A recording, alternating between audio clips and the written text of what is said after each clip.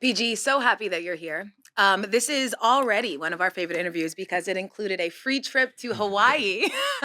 So thank you for having us. How refreshing is it to have training camp in such a beautiful place like this? Yeah, it's awesome, because you get a bit of both. You get vacation and you get to work extremely hard to start the year off. So I think it's awesome. It's easy to break the two. When we're in the gym, we know what we're in there for.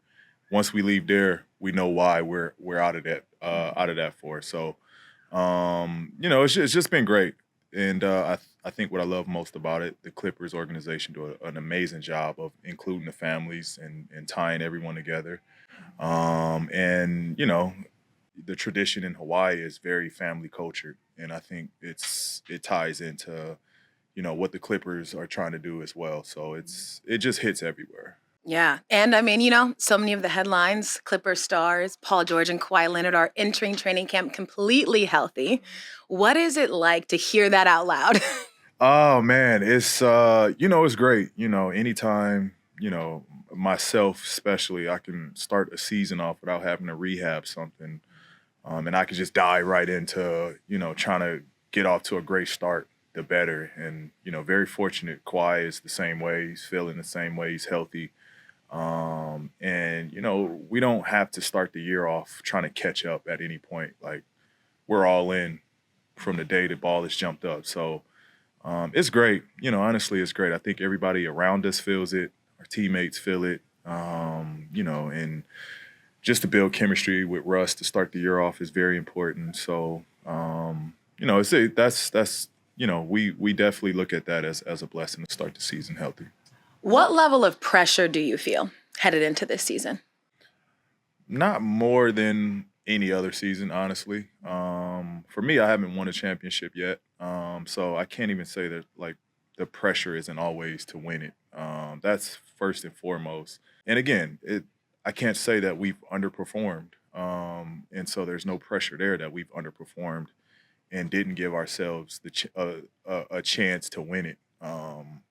Fact of the matter is, I mean, I've had fluke injuries, my elbow getting, falling on and messing my UCL up, or my knee getting kicked back, and now I'm missing postseason. Same with Kawhi, has an injury in postseason. So we haven't really had or gave ourselves a chance just due to injuries. So there's no pressure. Like, it's not that we're not getting to the moment and shying away from it. We just haven't been able to stay healthy for the moment. hmm Now, okay, I want to talk about what you just said because I'm sure some people will hear that and have questions when you said you feel like you all have not underperformed. I think maybe some NBA fans would consider some of the seasons as an underperformance. Why do you feel differently? In terms of what? Just in terms of maybe, what you all wanted to accomplish, having both you and Kawhi on the team, how far people wanted you to go. And Mhm. I agree that there has been injuries, but I just want you to talk a little bit more about why Yeah. you don't view it as underperforming. Yeah. Well, I mean, I know people love looking at stats and looking at this from analytical standpoint. Analytically, when we're healthy, I think we've lost 3 games, 4 games, something like that. We've been very productive and very successful when healthy, and both of us are on the court at the same time. Um, that's just what we're trying to battle now is remaining healthy. And so when you look at that, I mean, we're carrying what we can when I'm not when he's on the floor and I'm not on the floor.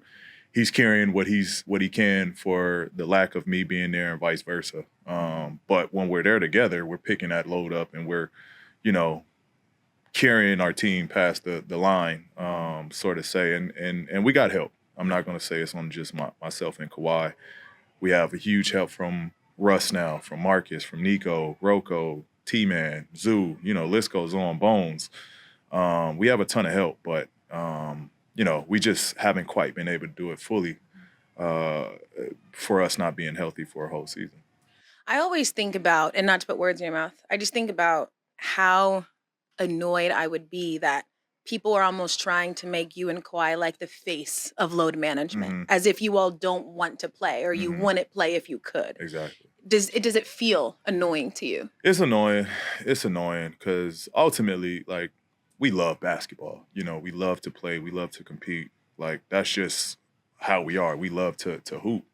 But for people to say that, oh, they're not going to play, they're missing games. Like, we don't intentionally want to miss games. Obviously, there's something going on, or obviously it's something that we're trying to, be mindful of and be ahead of. And it's not just us that.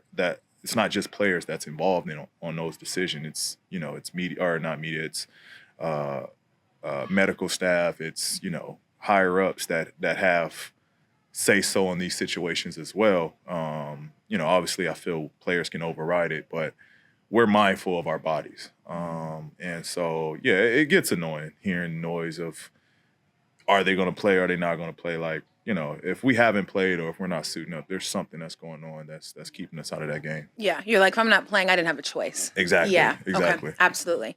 Russell Westbrook is one of my favorite players to watch, and I think he's also one of the more misunderstood players in this league. You know him very well. You've known him for a very long time. What do people have wrong about Russ? That Russ is a winner. Honestly, Russ brings a winning culture.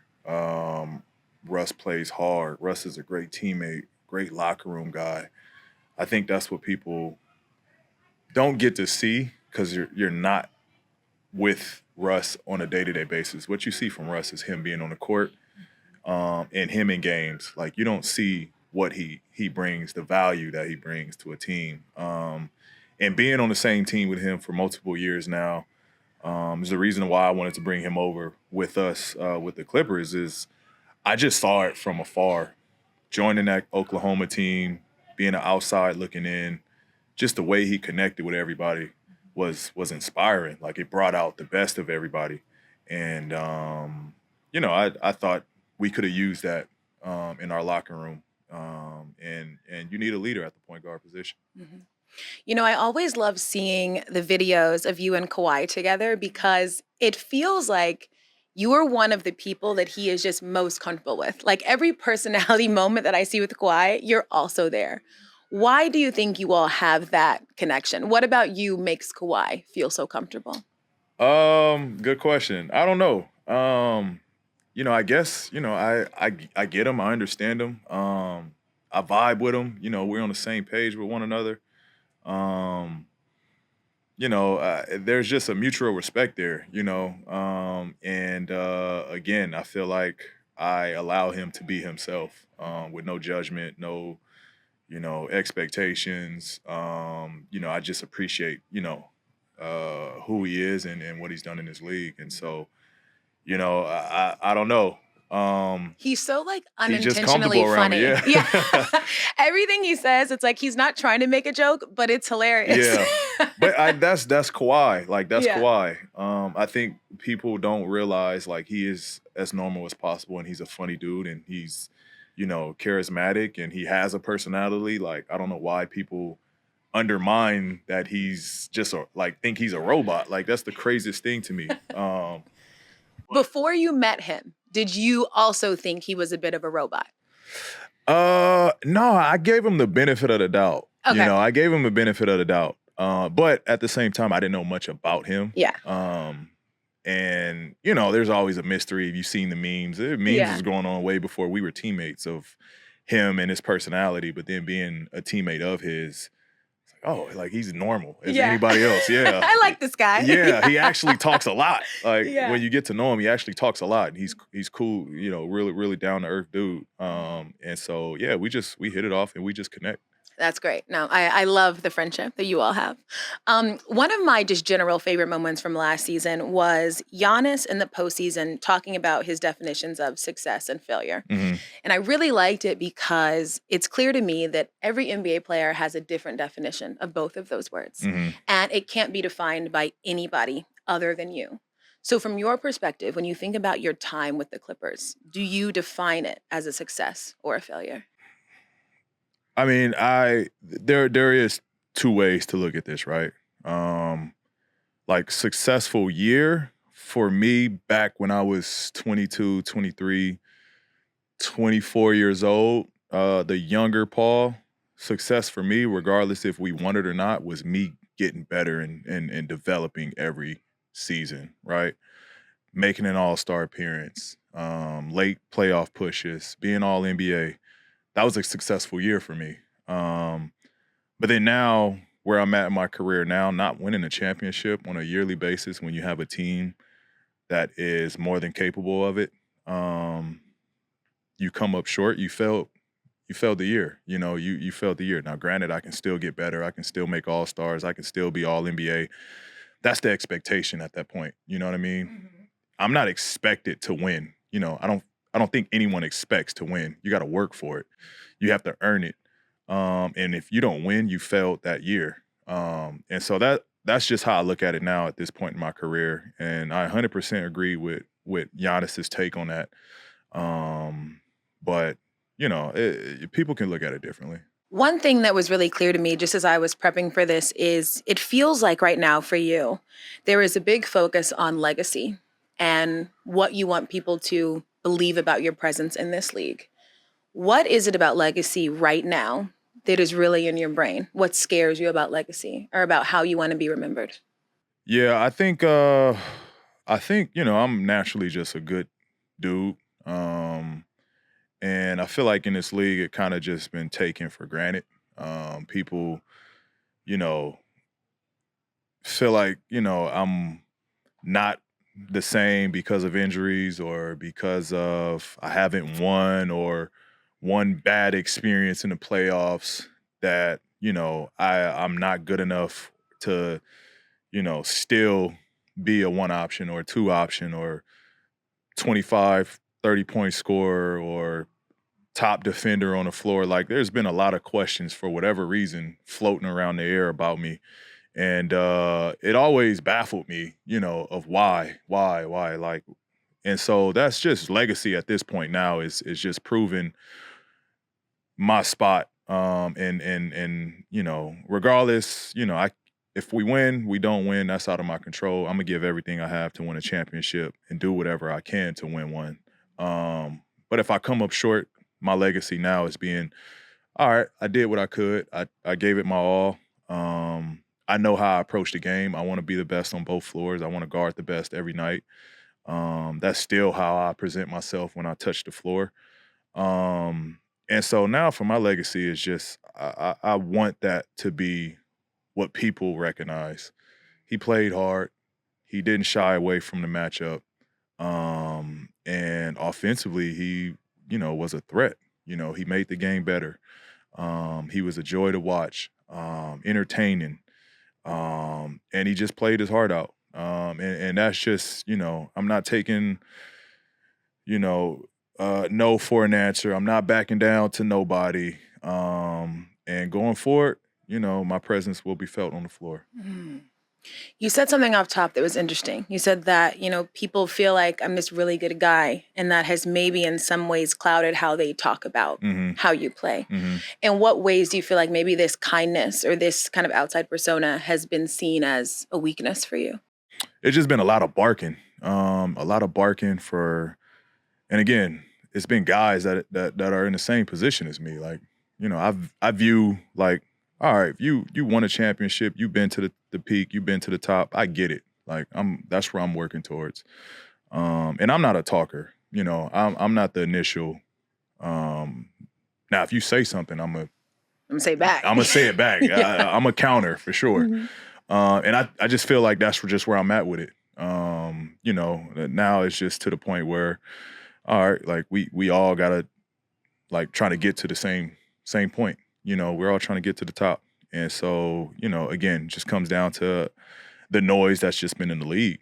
And, it's been documented. It's been highlighted. I don't have to touch on those, but I hear the noise. And it's just, it's gotten to a point where, like, at some point, all right, now you woke the bully. I have to bully. What is the one noise or one narrative that you've heard that you've taken the most personally, that you feel is the most incorrect? I would say probably just that I'm not a playoff performer. Again, I had one experience again that was documented during the bubble that I didn't play my best. I struggled. And that kind of, has floated with me. And there's been other playoff moments where I was playing through injuries that I think people was like, oh, he's not this. Well, you didn't know where I was dealing with at that time. But I think, more than anything, that's when basketball is most important. And when you spoke about the legacy and touched on that, I think that's where legacy is made. And so that's just the most important questions that will be answered for me. Yeah. I mean, I feel like this is really, kind of heightening the mission that you're on this season. Because it's clear you've really kind of like internalized it and taken it personally in terms of, I need to change what these words are. Is that accurate? It is. It is. Not that it's just not that I'm out to, change people's opinion. Like I'm not. How I prepared this season is how I prepare every season. That's just to get better. But I think I can't lie to say there's just a little bit more focus going into this year on, again, how I start and how I finish the year. And I love that you're like, okay, I think you said what this is. I'm on my bully shit this year. Yeah. I love that quote. But there was another part of this interview with Slam Magazine that you did that I thought was super interesting. You were talking about young PG. And you said, that's the separation between myself, where I'm at now, and the younger me. I just had that passion to want to be the best and destroy any and everything in front of me. And it feels like you're back to that in this moment. But before today, when did that change? I think it changed. I think going into the off season. Going into the off season, again, I had a lot of injuries, a lot of stuff going on, rehabbing. I haven't quite had many summers since I broke my leg where I can use the whole summer to get better. Every summer I was rehabbing something. I mean, even this summer, granted, I had a head start because I got hurt, March. So I had an early, summer of rehab for myself. And so once I got out of that, it was kind of like early summer when season was off to really work on my game. So I haven't had a long time or many summers to really work and hone in on my skill set in a very long time. And so I just felt like, this summer was huge for me. My body was in a great position. And I was able to do a ton of just basketball work going into this season now. And so it just put me in a mindset of like, yeah, I'm back on that. Like I'm back on that, wanting to dominate, wanting to be the best on the floor, the best that I can be, the best version of myself. And I don't care who I offend. I don't care about friendships on the court. I don't care about just, I like that persona of being cool is gone. It's out the window. And so, yeah, like I just want to, I'm gonna compete at a high level and try to be the best version of me. I love that. What season of your NBA career most contributed to your personal growth? I would say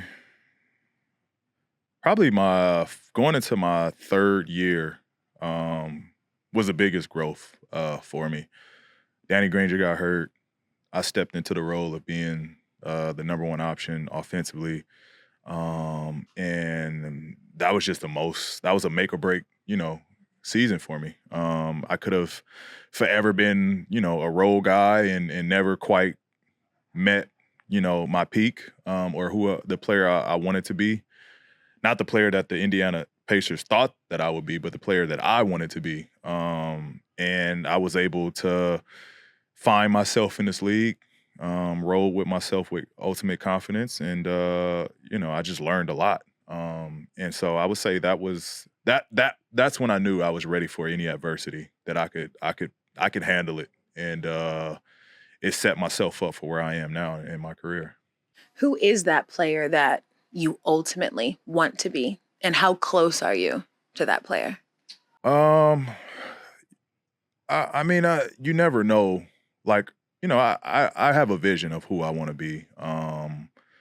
But that, changes like season to season. Like this year, all right, I want to be better at this. I want to be better at that. But then you go out there, you play, like it might present itself completely different based off how you have to play for your team. I remember when Kawhi went down. I wanted to be, a certain type of player. Kawhi goes down. Now I'm asked to be more of a point guard and get put in a new role, and just a lot more ball handling, a lot more playmaking. And so you just never know where it turns, and you just have to be prepared for whatever it is. And again, I say that to say that year 3 helped me prepare for whatever moment was brought to me to be able to handle that. And so again, to answer your question, I don't know. It always changes. Always just goes back to just wanting to be the best player that I can be, and wanting to challenge myself to compete on both ends at the highest level I can. Mm-hmm. One thing about you that has always, I want to say bothered me, but maybe has always bothered me about the way that people talk about your game is that when they talk about you in the playoffs or they talk about your performances, they're almost belittling the things that you have had to go through. You are really honest about what you went through in the playoffs. You have also been very honest about how hard injuries are for you. And I think that those things aren't always put into account when they talk about Paul George as a whole. I remember I had a conversation with an athlete once, just talking about injuries. And he said the thing that sucks about injuries is it feels like your body has betrayed you. And it sticks with me because I felt like betrayal was such like a personified and specific word to talk about an injury. Mm-hmm. Has that been what it's felt like for you? Like your body betrayed you in those moments? Yeah, it has. And that was the toughest thing for me, because all my life, like, especially since I've been in the NBA, I won't say all my life because I had to grow into my body, and as I got older and stronger, physically I've been gifted to move the way I've been able to move. But since I've been in the league, that's all I've heard. Oh, you're an amazing mover.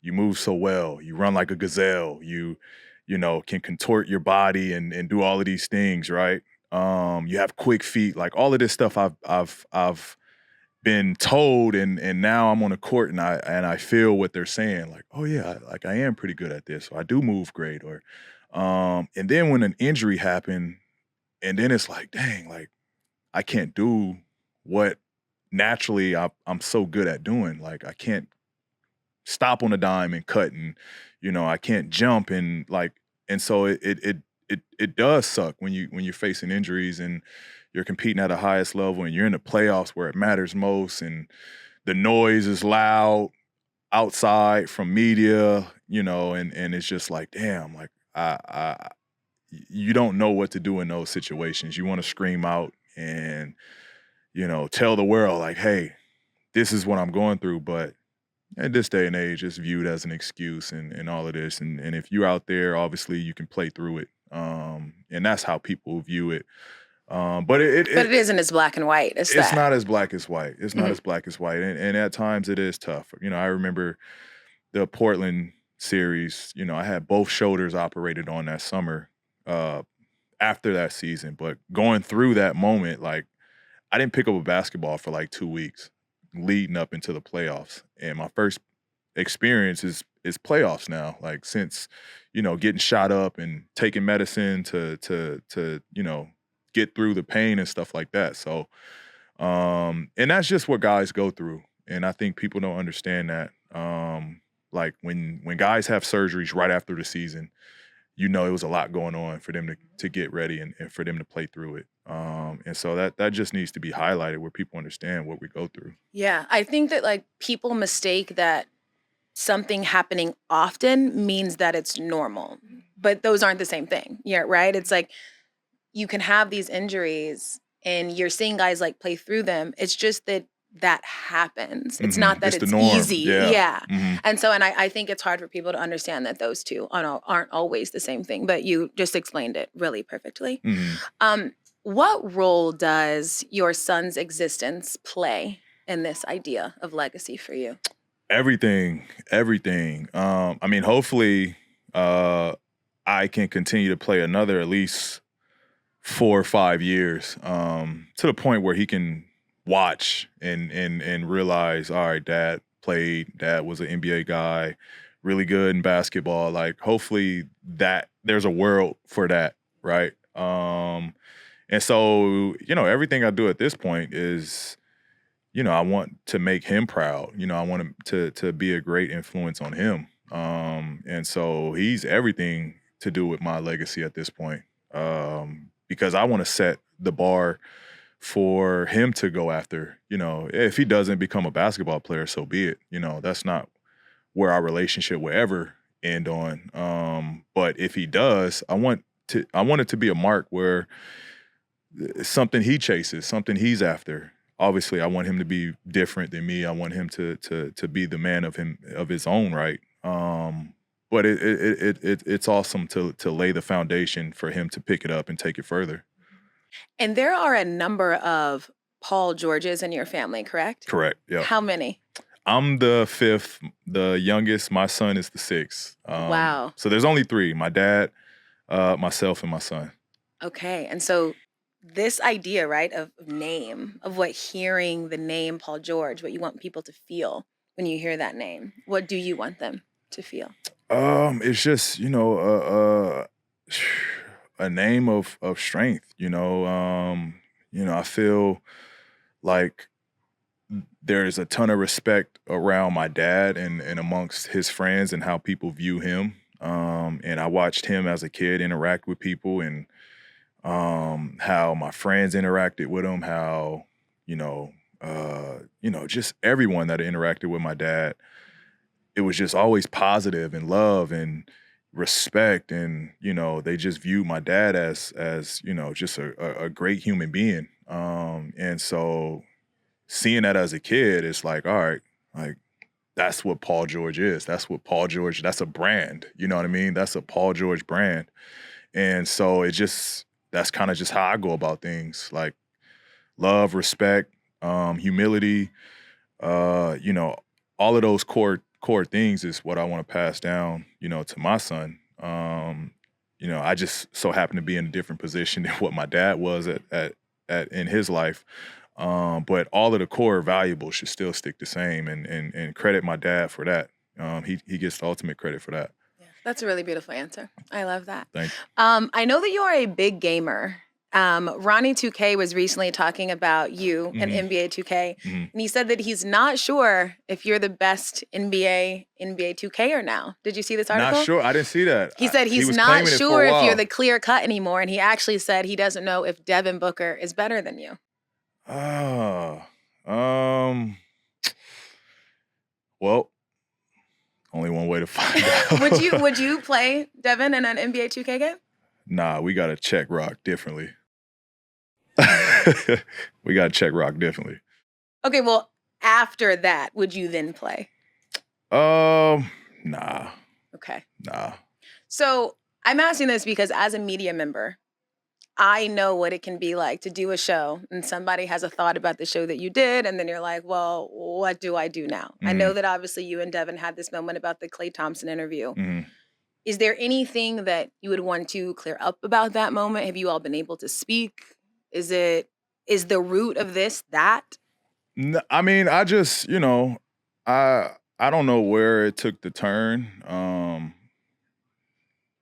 I don't know where it took the turn. Things got heated when we played Phoenix, conversation sparked. And it wasn't, it came from that end. Again, this goes down to respect line. And me and Devin always been good. He was little bro when he came in the league, and then all of a sudden, temperature changed. And to where now it's a line that was passed, stepped over the line. And so like now it's just, it is what it is at this point. But, to go off that question, it was just, me asking Klay, he said, obviously it was about that moment, and I forget what question I asked him, but his answer was his answer. I wasn't looking to, if you've watched the pod, I'm never looking to do clickbait stuff or, have someone say something that's going to raise questions. He answered it from an honest perspective that he, as another young man in this game, making a name for himself, making a way, paving a way. Like whatever Clay's answer was, that was his answer. Cool. Right. I wasn't looking to pick or dig. I would have said something myself if that was the case. But again, he took it upon himself to be seen or heard in that moment. Cool. Now it is what it is. It's stuck. If it's up, then it's stuck. No, I mean, I get it. Like I said, I have somewhat been in that position before. I think you're great. I think Devin is great. I would love for there to be some sort of, resolution. But as you said, things can always be resolved on a basketball court. So Absolutely. So I totally get it. Last one for you. I read something where you were saying that, winning a championship with the Clippers would far outweigh winning a championship with something like with the Lakers. And I know obviously that is your goal this year, is to win a championship. Why does winning one with the Clippers mean a little more to you? I mean, just because it hasn't been done. It hasn't been done. It'd be awesome to be that group. And for a lot of reasons. I mean, Clippers, I feel like have been through a lot of bad luck. Whether it's injuries, whether it's playoff bad luck of, being up 3-1. I know I've been a part of some of that.